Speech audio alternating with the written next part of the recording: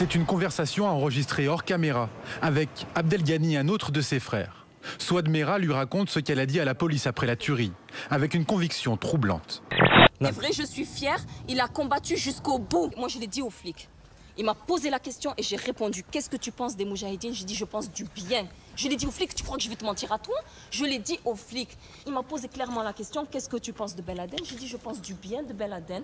Les juifs, je ne mets pas tout le monde dans le même lot, mais tous ceux qui sont en train de massacrer les musulmans, je ne les aime pas. Comme eux, ils ne nous aiment pas, tout simplement. Est-ce que tu vois toutes les injustices qu'il y a?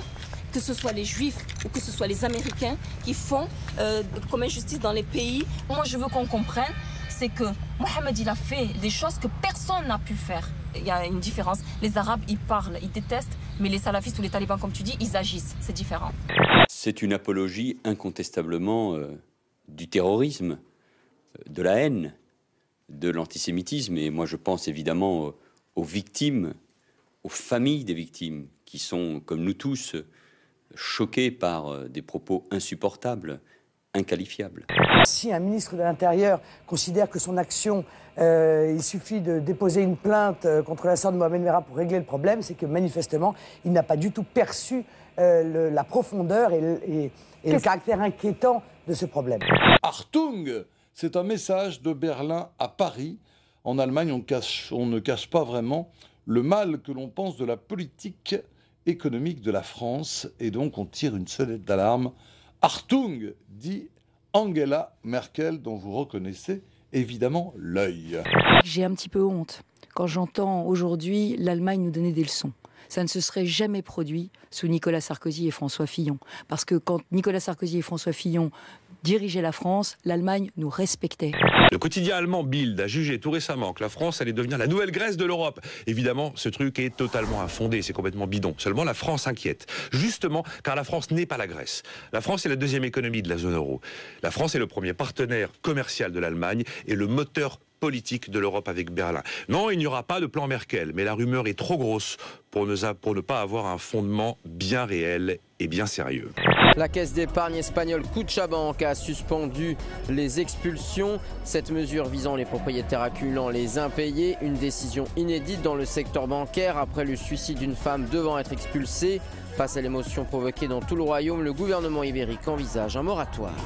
Les Espagnols descendent dans la rue pour dénoncer les expulsions, comme ici, à Madrid. Leur cible, les banquiers assassins, comme ils les appellent.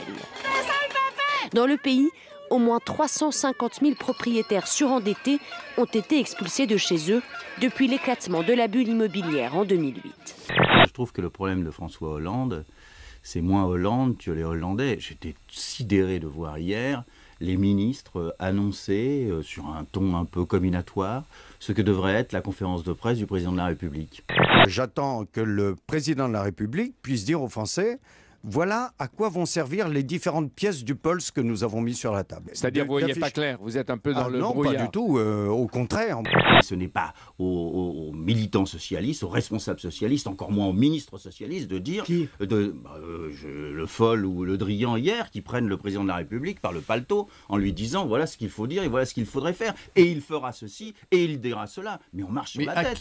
Vous imaginez un cadre bancaire dans la grande société qui est Barclays, il est français, il est expatrié à Singapour et un matin, ça l'énerve. Il y a des ouvriers à côté sur le chantier qui tapent, ça l'énerve beaucoup.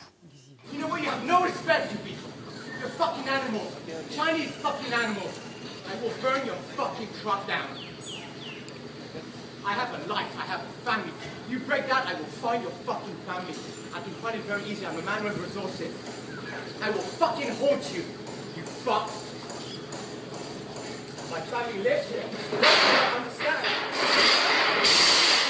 Très énervé, sauf que voilà, l'ouvrier, un des ouvriers en tout cas qui était là, fait une petite vidéo, qu'il a mis sur Internet, ça a fait le tour d'Internet, ça a fait le buzz. Évidemment, c'est arrivé chez Barclays, qui n'a pas forcément envie de s'offrir ce genre de publicité, et ben il a été licencié.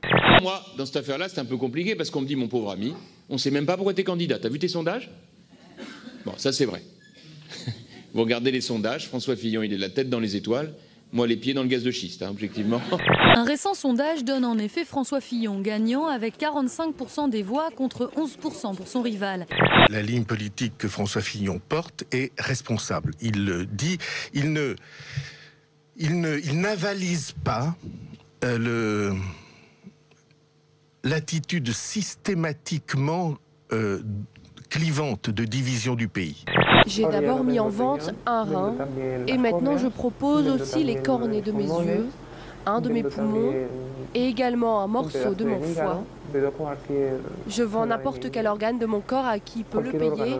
Je fais ça tout simplement parce que je suis désespérée. Il y a des capteurs au niveau du genou qui sont capables comme ça de tourner, d'actionner la cheville ou d'actionner le genou de façon indépendante et donc de monter et de descendre des escaliers, ce qui est extrêmement difficile avec une jambe de bois. Et la personne, l'ingénieur qui teste en ce moment cette jambe, relève un défi, c'est de monter 103 des 108 étages d'un immeuble, d'un gratte-ciel de Chicago pour montrer que c'est possible. Alors la prothèse coûte quand même 8 millions d'euros, mais les prix baissent et on espère que ce genre de choses sera accessible à tous les handicapés. L'Italie touchée par de fortes pluies depuis le week-end dernier. Résultat, une partie du pays, dont Venise, est sous l'eau. Mais pas de quoi troubler les habitants qui font preuve d'une étonnante décontraction. Des scènes moins cocasses, en revanche, dans tout le nord de l'Italie, mais également à Rome. En Australie, c'est le feu qui fait des ravages au sud du pays. Un gigantesque incendie de forêt incontrôlable qui brûle habitations et voitures. Et au milieu de ce paysage dévasté, un rescapé, si l'on peut dire, un koala retrouvé et soigné par des habitants.